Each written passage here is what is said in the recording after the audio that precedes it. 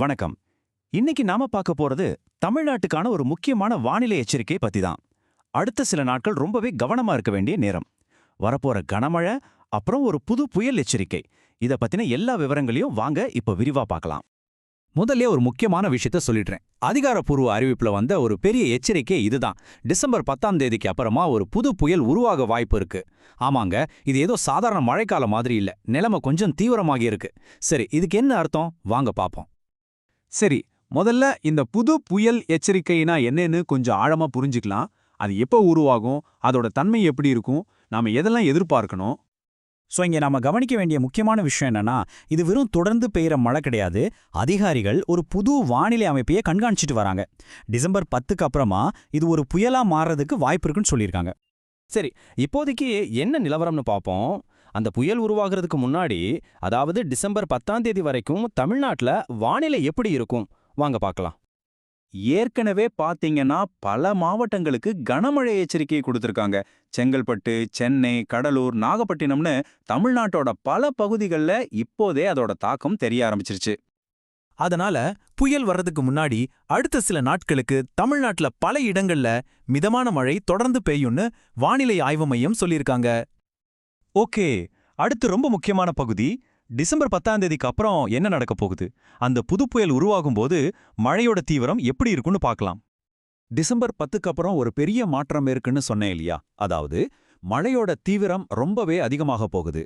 நாம இப்ப பார்த்த மழையை விட கனமழையிலிருந்து மிக கனமழை வரைக்கும் பெய்ய வாய்ப்பு இருக்குன்னு கணிச்சிருக்காங்க. சோ இது கொஞ்சம் சீரியஸான விஷயம். இப்ப நாம பார்க்க போறது ரொம்ப ரொம்ப முக்கியமான ஒரு பகுதி. குறிப்பா மீனவர்களுக்கும் சென்னை மக்களுக்கும் என்னென்ன பாதுகாப்பு எச்சரிக்கைகள் கொடுத்திருக்காங்கன்னு பார்க்கலாம். முதல்ல மீனவர்களுக்கான அவசர எச்சரிக்கை. இது ரொம்ப முக்கியம், அதனால கொஞ்சம் கவனமா கேளுங்க. தென் தமிழகத்தோட கடலோர பகுதிகளில் மணிக்கு 45லிருந்து 55 கிலோமீட்டர் வேகத்துல பலத்த சூறாவளி காத்து வீசும்னு எச்சரிச்சிருக்காங்க. யோசிச்சு பாருங்க, இந்த வேகம் கடலுக்குள்ள எவ்வளவு ஆபத்தானதுன்னு. அதனால ரொம்ப தெளிவான ஒரு உத்தரவு பிறப்பிச்சிருக்காங்க.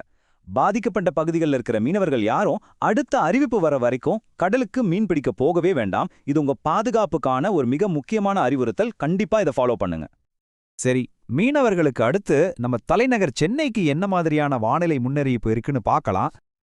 சென்னையை பொறுத்த வரைக்கும் வானம் பொதுவா மேகமூட்டமாவே இருக்கும். நகரோட சில பகுதிகளில் லேசானதிலிருந்து மிதமான மழை பெய்யறதுக்கு வாய்ப்பு இருக்கு. அதிகபட்ச வெப்பநிலையை பார்த்தீங்கன்னா 31 டிகிரி செல்சியஸ், குறைஞ்சபட்சம் 24 டிகிரி செல்சியஸ் வரைக்கும் இருக்கும்னு எதிர்பார்க்கலாம். ஓகே, இது வரைக்கும் பார்த்த எல்லாத்தையும் சேர்த்து வரப்போற வாரங்களுக்கு ஒரு முழுமையான டைம்லைன் மாதிரி பார்க்கலாம். அப்போதான் ஒட்டுமொத்தமா என்ன நடக்க போகுதுன்னு நமக்கு ஒரு தெளிவான ஐடியா கிடைக்கும். அப்போ சுருக்கமா சொல்லணும்னா, முதல் கட்டமா இன்னையிலிருந்து டிசம்பர் 10 வரைக்கும் மிதமான மழை கண்டினியூ ஆகும். ரெண்டாவது கட்டம் டிசம்பர் 10க்கு அப்புறம், அப்போதான் புயல் உருவாகி கனமழையிலிருந்து மிக கனமழை வரைக்கும் பெய்யும். மூணாவது கட்டம் டிசம்பர் 25க்கு அப்புறம், அப்போ மழையோட தீவிரம் கொஞ்சம் கொஞ்சமா குறைய ஆரம்பிக்கும். இதுல இன்னொரு விஷயமும் இருக்கு. இந்த மாச கடைசியில மழையெல்லாம் நின்னதுக்கு அப்புறமா பனிமூட்டம் அதிகமாகவும் எதிர்பார்க்கப்படுது. சோ வானிலை மாற்றங்கள் இதோட முடியல, அது தொடர்ந்துட்டே தான் இருக்க போகுது. சரி, கடைசியா உங்கள்கிட்ட ஒரு முக்கியமான கேள்வியோட முடிக்கிறேன். இப்போ இந்த எல்லா விவரங்களையும் கேட்டீங்க இல்லையா? வரப்போற இந்த சவாலான வானிலையை சந்திக்க நீங்களும் உங்க பகுதியில் இருக்கிறவங்களும் தயாரா இருக்கீங்களா?